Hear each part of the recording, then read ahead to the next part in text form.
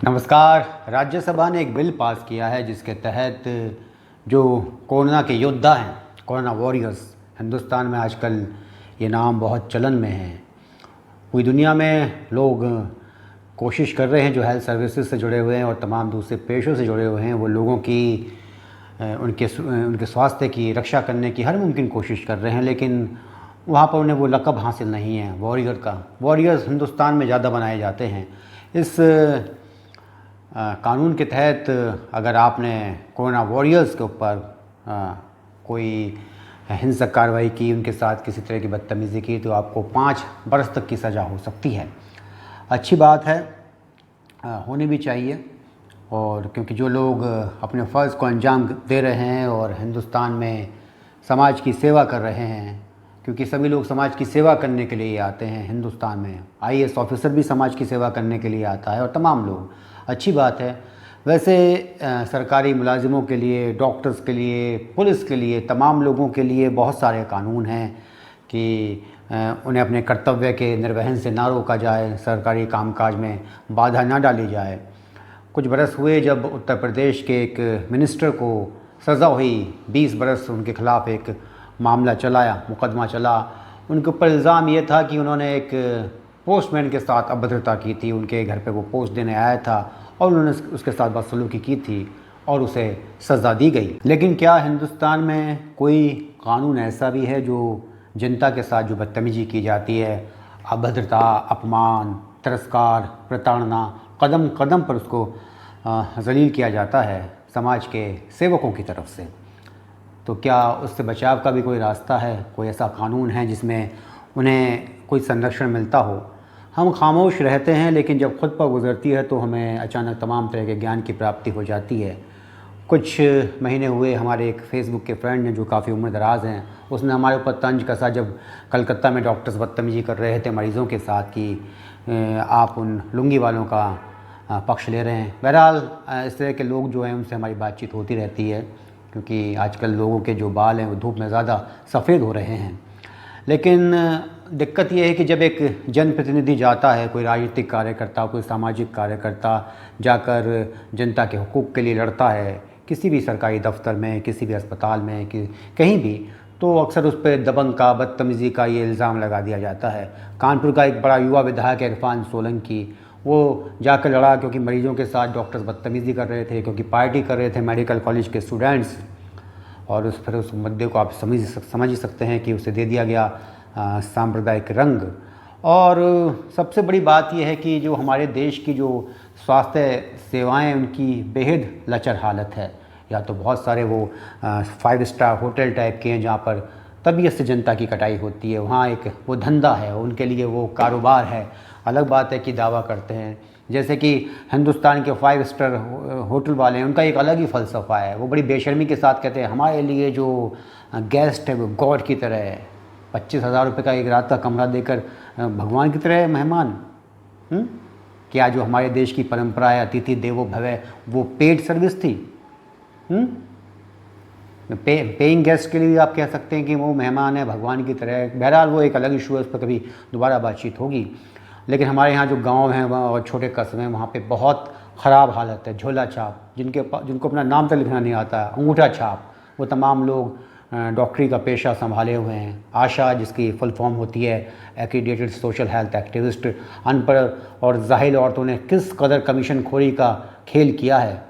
बड़े शहरों में बैठ के तो लोग ज़बान दराजी करेंगे, नहीं साहब बड़ा क्रांतिकारी परिवर्तन कर दिया है स्वास्थ्य सेवाओं में। कभी जाकर देखिए ये आशा, ये एएनएम किस तरह से बदतमीज़ी करती हैं। और सबसे बड़ी बात है कि जो इलाज 1,500 रुपये में हो सकता है, उसे वो 10, 20, 25 हज़ार तक कर देती हैं। हम लोग कई मरतबा सिफारिश के लिए जाते हैं, जो गाँव देहात से लोग आते हैं, तो जो कारोबारी होता है, स्वास्थ्य कारोबारी, हेल्थ बिजनेसमैन, वो कहता है कि अगर आशा नहीं आती तो मैं छूट देता, उसे आशा को भी कमीशन देना है।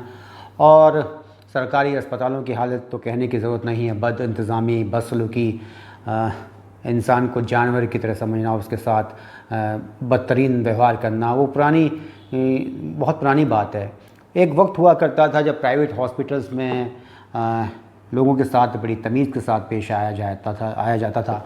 लेकिन अब दिक्कत ये है कि तमाम जो सरकारी समाज सेवक हैं, सरकारी मुलाजिम हैं, उन सब के पैनल्स हैं, बड़ी बड़ी कंपनी जो प्राइवेट सेक्टर की उनके भी पैनल हैं, तो बेहिसाब उनकी कमाई हो रही है, तो उन्हें ज़रूरत नहीं है किसी के साथ तमीज़ से पेश आने की। तो प्राइवेट जो हॉस्पिटल वाले हैं वो भी बदतमीज़ी में, बदज़बानी में, गुस्ताखी में सरकारी वालों को ज़बरदस्त चुनौती देते हुए आपको नज़र आ जाएंगे।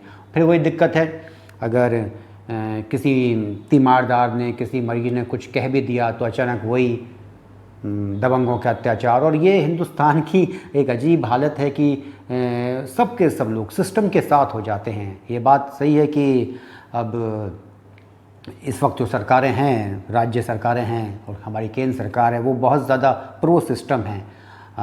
उनके डीएनए में है हुकूमत की कदमबोसी करना, उसमें कोई बड़ी बात नहीं है।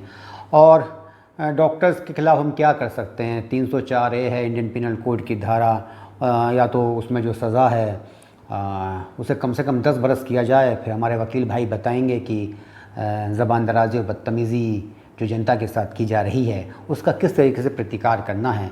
अब शिकायत के लिए आप डॉक्टर्स की क्लिनिक्स के किसके सामने?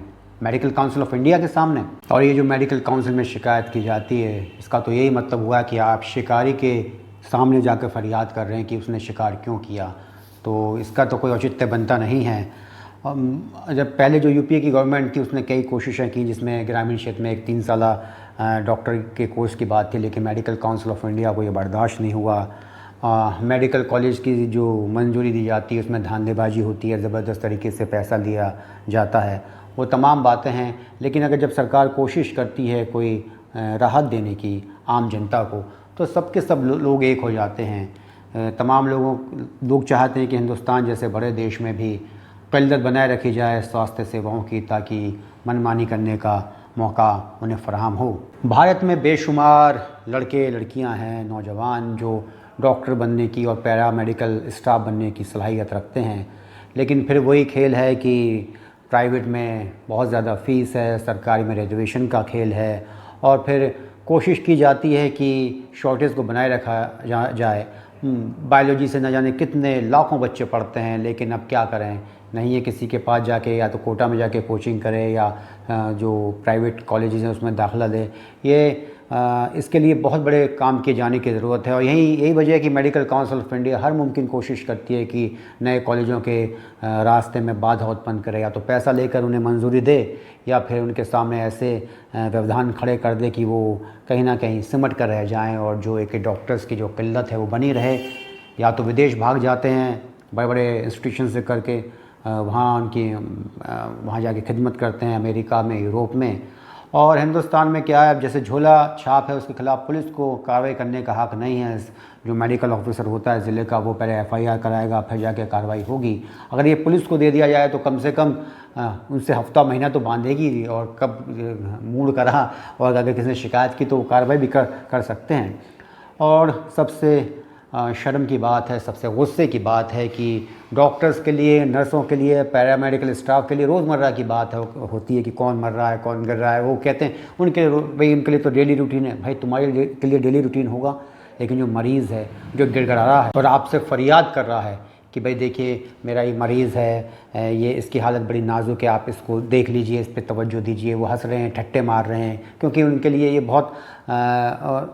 एक बहुत ही आम दिनचर्या वाली बात है। ऐसे बहुत सारे ऐसे आपको उदाहरण मिल जाएंगे जहाँ डॉक्टर से, अगर किसी ने, मरीज़ ने गुस्से में था, ज़्यादा पढ़ा लिखा नहीं था, गंवार टाइप का था, किसी वजह से वो उल्टा बोल गया तो उन्होंने मर जाने दिया मरीज़ को, लेकिन उस पर उन्होंने उसका इलाज नहीं किया। और यही वजह है कि इन तमाम लोगों को, जो डॉक्टर्स हैं, पैरामेडिकल स्टाफ हैं और दूसरे लोग हैं, इनको आप प्रशिक्षण दीजिए और इसको अनिवार्य बनाइए कि इन्हें मानसिक रूप से प्रशिक्षित किया जाए कि किस तरीके से आपको व्यवहार करना है। और अगर आप नहीं कर सकते तो हिंदुस्तान 135 करोड़ की आबादी का मुल्क है, जहाँ BTech, जहाँ पोस्ट ग्रेजुएशन किए हुए लोग, जहाँ पे LLB किए लोग, तमाम लोग चपरासी के लिए लाइन में लग रहे हैं, तो क्या वो ऐसी सर्विसेज में नहीं आएंगे? हट जाइए आप।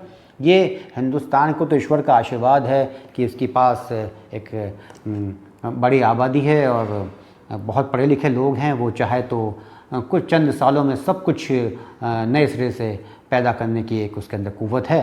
और हमें जो हमारे पास सामने जो ज़रूरत है वो देश के लिए हमें स्वास्थ्य कर्मी तैयार करने चाहिए। हमारे जो बड़े इंस्टीट्यूशंस हैं उनके लिए जो उनका मकसद जो है वो विदेशियों की खिदमत के लिए नहीं होना चाहिए। बहुत सारी ऐसी मिसालें हैं। वहाँ एक बार इंग्लैंड में वहाँ मना कर दिया गया, नहीं साहब आपको हक़ नहीं है, आप मतलब उन्हें कोई टेस्ट पास करना होता था। डॉक्टर्स ने वहाँ पे स्वामी नारायण संप्रदाय का जो लंगर था उसमें खाया, वहाँ उन्होंने छोटे दर्जे का काम करना पसंद किया, लेकिन हिंदुस्तान में उन्हें तौहीन महसूस होती है। और एक बार जब जो पीजी कोर्सेज़ हैं एमबीबीएस के बाद उसमें रिजर्वेशन कर दिया गया ओबीसी के लिए, तो सब लोग पागल हो गए और ज़्यादातर उसमें वो लोग थे जिन्हें विदेश में नौकरी करनी थी। और एक बार जब मायावती जी ने नाम बदल दिया king George medical college Lucknow का, छत्रपति शाहू जी महाराज के ऊपर रख दिया, तो डॉक्टर्स की सबसे बड़ी आपत्ति क्या थी, क्या एतराज़ था उनका? उनका एतराज़ था कि विदेशों में लोग छत्रपति शाहू जी महाराज को रिकग्नाइज़ नहीं करते, वो सिर्फ किंग जॉर्ज मेडिकल कॉलेज के नाम को समझते हैं, उसको रिकग्नाइज़ करते हैं, इसलिए उन्हें बाहर नौकरी करने में तकलीफ़ें पेश आएंगी। ये जहनीत है इस मुल्क के लोगों की, और वो दावा करते हैं सेवा का। किसी भी पेशे का आदमी कानून से ऊपर नहीं होता है, और प्रोफेशनल नेग्लिजेंस के लिए बहुत ज़बरदस्त कानून होना चाहिए, बड़ी ज़बरदस्त कार्रवाई होनी चाहिए।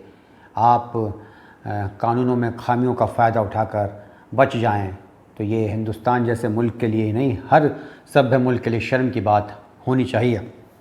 उचित और सही इलाज हर हिंदुस्तानी का हक़ है, और इसके अलावा जो डॉक्टर हैं, नर्स हैं, वार्ड बॉय हैं, स्वीपर्स हैं, गार्ड्स हैं, वो खादिम हैं, हाकिम नहीं। ये बात याद रखनी चाहिए। और सबसे बड़ी बात है कि नहीं करना चाहते तो भाई छोड़ दीजिए। जैसा कि पहले कहा, हिंदुस्तान की तौफीक है कि वो लाखों पैदा कर सकता है चंद सालों में। और सबसे बड़ी बात है कि जो है जनप्रतिनिधियों को कोई अधिकार और शक्तियाँ नहीं हैं, उन विचारों के हिस्से में सिर्फ बदनामी आती है। आप चले जाइए किसी भी शहर में या कस्बे में, वहाँ का विधायक चला जाए डॉक्टर से कहने के लिए भैया इनका सही से इलाज करना, 100% उस पर इल्ज़ाम लगेगा कि दबंग नेता आया, उसने डॉक्टर्स के साथ बदसलूकी की। और सबसे बड़ी बात है, इस देश की जनता इतनी बड़ी मूर्ख है कि उस वक्त जब वो नेता उसके समर्थन में बोलने के लिए आया है तो उसकी हिमायत में खड़ा होना चाहिए। लेकिन ये है, कई बार सरकार ने कहा, जैसे महाराष्ट्र में बड़ा लंबा झगड़ा हुआ, महाराष्ट्र की सरकार ने कहा था कि जो एमबीबीएस के स्टूडेंट्स हैं उन्हें अपने उनके जो लास्ट ईयर होगा उसकी इंटर्नशिप उन्हें देहाती इलाकों में जाके करनी होगी। सारे माँ बाप बिगड़ गए, नहीं साहब ये हो जाएगा, वो हो जाएगा। ठीक है भैया, समाज सेवा करने का तुम्हारा यही मादा था, तो ऐसे लोगों को वरीयता देनी चाहिए जो तैयार हों कहीं भी काम करने के लिए।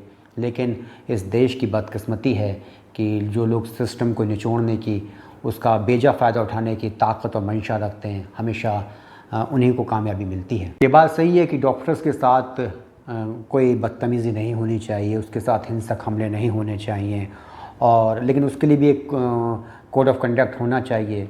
इसके अलावा ये भी बहुत अहम है कि डॉक्टर का काम जो है वो प्रशासनिक नहीं होना चाहिए, कि दवा कहाँ से आएगी, इक्विपमेंट्स कहाँ से आएंगी, और तमाम चीज़ें हैं, और इसकी जो ज़िम्मेदारी है वो दूसरे लोगों को सौंपी जानी चाहिए। अब है ये कि ठीक, कुछ वित्तीय अधिकार तो मिले होते हैं, मैं सरकारी डॉक्टर्स की बात कर रहा हूँ, और लेकिन इसके अलावा उनके ऊपर जो तमाम बंदिशें होती हैं वो एडमिनिस्ट्रेटिव ऑफिसर्स की होती हैं, और उन्हें उनकी अलग तरह की समझ होती है। वो तो खैर ज़्यादातर इंजीनियर्स होते हैं आईआईटी के, वो इंजीनियरिंग की पढ़ाई सब्सिडी से पढ़ने के बाद वो छोड़ कर आते हैं समाज सेवा करने के लिए। और इसके अलावा जो जनप्रतिनिधि हैं, राजनीतिक सामाजिक कार्यकर्ता हैं, किसानों के, व्यापारियों के प्रतिनिधि हैं, उन्हें डॉक्टर्स पर, अस्पतालों पर जो निगरानी रखा जाए, उनके साथ जो सहयोग किया जाए उस बोर्ड में रखना चाहिए। सरकारी जो मेडिकल कॉलेज से पढ़कर आते हैं डॉक्टर्स, उन डॉक्टरों से कम 10 साल का बॉन्ड भरवाया जाए कि 10 साल तक आप सरकारी अस्पताल में अपनी खिदमत पेश करेंगे। ऐसा नहीं है कि एम्स से पढ़कर और तमाम दूसरों से पढ़कर आप चले जाएं बाहर, ठीक है, और वहाँ पर जाकर रोना रोएं, फिर वहाँ पर जाकर आप हीरो बन जाएं कि हिंदुस्तान के एक डॉक्टर ने कोरोना के दौरान अमेरिका के कोलंबिया राज्य के फ़लाने शहर में इतनी ज़बरदस्त लोगों की खिदमत की, लोगों ने हॉर्न बजा कर उसका इस्तकबाल किया, उसका सम्मान किया। और रहा सवाल प्राइवेट हॉस्पिटल्स का, जो 5 स्टार प्राइवेट हॉस्पिटल्स हैं तो उनके साथ तो बेहद सख्ती के साथ पेश आना चाहिए। वो तो पूंजीवाद का जो सबसे विद्रूप चेहरा है, जो कैपिटलिज्म का सबसे गंदा जो फेस है, वो प्राइवेट जो ये 5 स्टार हॉस्पिटल्स हैं ये होते हैं। यहाँ बहुत ज़बरदस्त कटाई होती है। ठीक है, जिसके पास कटने के लिए शक्ति है, ताकत है, पैसा है, उसे तो कोई फ़र्क नहीं पड़ता, लेकिन 2, 4, 5, 10 दिन अगर कोई आम आदमी, हिंदुस्तान का आम आदमी किसी ऐसे अस्पताल में रह जाए तो उसकी तमाम संपत्ति सब कुछ बिक जाती है। और बड़ी बेशर्मी के साथ 7 स्टार 5 स्टार जो हॉस्पिटल्स वाले लोग हैं वो ख़ुद को हिंदुस्तान के स्वास्थ्य सेवाओं का रहनुमा समझते हैं।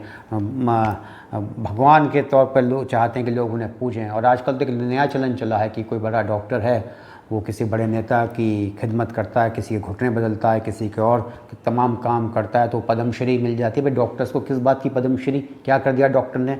अगर पद्मश्री देनी है तो सरकारी अस्पताल के डॉक्टर को दो, जो सुबह से लेकर शाम तक सैकड़ों मरीज़ों को देख रहा है और तमाम चीज़ों को झेल रहा है, उसे सहन कर रहा है।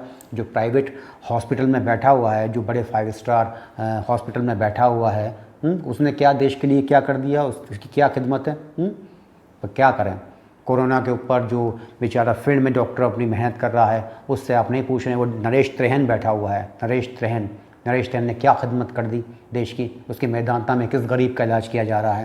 बहरहाल, लेकिन ये एक फ़िल्म आई थी अक्षय कुमार की, गब्बर सिंह, बिल्कुल सही दिखाया था। उस पर खैर उस पर भी एतराज़ किया। और ये जो हमारा OTT माध्यम है जिस पे वेब सीरीज़ बनती है, इस पे असलियत दिखाई जानी चाहिए, लेकिन होता ये उल्टा है कि वहाँ तो एक अच्छी तस्वीर पेश की जाती है। डॉक्टर्स के और हॉस्पिटल्स के अलावा जो दवाई कंपनियां हैं उन पर भी लगाम लगाने की ज़रूरत है। जो 10 पैसे की गोली को 100 रुपये की बेचते हैं और जो डॉक्टर्स को महंगे महंगे गिफ्ट्स दिए जाते हैं, उसकी पार्टीज़ ऑर्गेनाइज़ की जाती हैं, फॉरेन ट्रिप्स उनके स्पॉन्सर किए जाते हैं, उसकी जो कीमत है वो भी मरीज चुकाता है, उसकी खाल खींच के वसूली की जाती है उस बात की। और BAMS और BUMS के लोग एलोपैथिक इलाज करते हैं, नहीं करना चाहिए। आयुर्वेद जैसा जो महान विज्ञान है उसे आगे बढ़ाया जाना चाहिए, लेकिन क्या करें, जब अनपढ़ जाहिल झोला छाप लिख रहे हैं तो खैर वो तो डॉक्टर, वो भी 12वीं तक जीव विज्ञान से पढ़ाई करने के बाद 5 बरस तक पढ़ाई करते हैं, तो बहरहाल ठीक है, लेकिन अगर बेहतर हो तो उन्हें उसी फील्ड में रखा जाए। और जो BSc MSc पढ़े हुए लड़के लड़कियां हैं उन्हें भी हक दिया जाए, उन्हें भी अलाउ किया जाए कि वो सामान्य बीमारियों का इलाज कर सकें। वो कितनी बड़ी बात नहीं है कि बुखार है, खांसी है, ज़ुकाम है, सर दर्द है, बदन दर्द है, बहुत सारी, वो काफ़ी हद तक कवर कर लेंगे। वो हिंदुस्तान की जो चिकित्सा व्यवस्था है उसको भी आजकल ज़्यादातर झोला छापी संभाल दें, छोटे मोटे डॉक्टर संभाल दें। तो ये BSc MSc जो पढ़े लिखे नौजवान लड़के लड़कियाँ हैं, उन्हें विज्ञान पढ़ा है इतने सालों तक, तो कम से कम उनसे तो बेहतर है, उन्हें इस बात की परमिशन दी जानी चाहिए। हमारे देश में हमें डॉक्टर्स की, चिकित्सा सेवाओं के में काम करने वाले लोगों की ज़्यादा ज़रूरत है, लेकिन एक IT का भूत हो गया है। जो हमारा जो टैलेंट है वहाँ पे ज़्यादा इस्तेमाल किया जा रहा है, हमें ज़रूरत यहाँ पर है। और सबसे बड़ी बात है कि जो बाज़ार है, जो पूंजीवाद है, वो सिर्फ मुनाफा समझता है, लेकिन प्रजातंत्र में लोक कल्याणकारी राज्य की और लोक कल्याणकारी व्यवस्था की जिनकी जिम्मेदारी है, वो सरमायादारों के दलाल बन गए हैं। पिछले कुछ बरस में हिंदुस्तान में एक अजीब सा माहौल बन गया है। लूट और रिश्वत 5-7 सालों में चौगुनी बढ़ गई है। लोगों से बात कीजिए कि आप जब दफ्तर में जाते थे, किसी सरकारी दफ्तर में, और तमाम तरह की जो आपकी कटाई होती थी उसमें क्या हुआ है, तो पूछिए जाकर, वो बताएंगे आपको कि किस कदर लोग हैवान बनते जा रहे हैं। भारतवर्ष ने बड़ा बुरा वक्त देखा है इतिहास में, लेकिन वो हर बार उससे उभरा है। वो तमाम जो क्रूर निज़ाम थे वो तमाम ख़त्म हो गए। पर एक बात सच है कि लोगों का नैतिक रूप से इतना पतन कभी नहीं हुआ था। सरकार तो सरकार, जनता भी परपीड़ा से इतनी बेपरवाह, अनजान और अप्रभावित कभी ना थी। पुलिस प्रशासन, डॉक्टर, सिस्टम, अदालतें, मनोरंजन जगत, सब जगह हर गलत बात के इतने समर्थक हो जाते हैं कि सही और गलत का भेद ही ख़त्म हो जाता है। लोगों को आगे बढ़कर विरोध करना चाहिए। और अगर जो जनतंत्र होता है, प्रजातंत्र होता है, उसमें पब्लिक परसेप्शन बहुत बड़ी बात होती है। हर एक आदमी चाहता है जो गलत काम करता है कि जनता की मोहर उसको मिल जाए, और जनता मोहर लगा देती है। जनता नहीं समझती कि कोई भी होली काऊ नहीं है, कोई होली काऊ नहीं है। पैसा, मुनाफा और पावर का गलत इस्तेमाल, ये ज़्यादातर हर फील्ड में एक चलन सा बनता जा रहा है। लेकिन भारत ईश्वर की भूमि है और इसे महापरिवर्तन की आवश्यकता है, और महापरिवर्तन करने के लिए बाहर से लोग नहीं आएंगे। सभी लोग बैठ कर देखेंगे कि क्या सही है क्या गलत है। उसके आधार पर ही अगर सब मिलजुल कर एक दबाव बनाएं और फिजूल की बातों में ना आते हुए बहके ना, ऐसे लोगों के हाथों ना बहकें जो कम से कम इतनी सलाहियत भी नहीं रखते, तो ये बेहतर होगा कि हम जो हमारी ज़रूरत है शिक्षा, स्वास्थ्य, सुरक्षा और सम्मान, इन तमाम चीज़ों पर ही ज़्यादा जोर दें। सरकारें इसी बात पर बनाएं और बिगाड़ें। नमस्कार, जय हिंद।